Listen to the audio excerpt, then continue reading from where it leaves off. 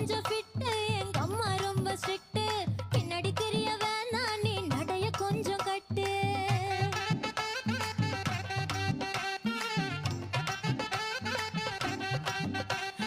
வண்டி மாட பூட்டி அந்த வாய்க்கா ஓர ஓட்டி ஊரை சுத்தி காட்டி உன்னை கூட்டின்னு போறேன் ஸ்வீட்டி நான் ரொம்ப கோபக்காரி நீ சுத்துற ஒரு மாதிரி ஆடிக்கார ஏறி நான் போக போறேன் சாரி ஓ அப்படியா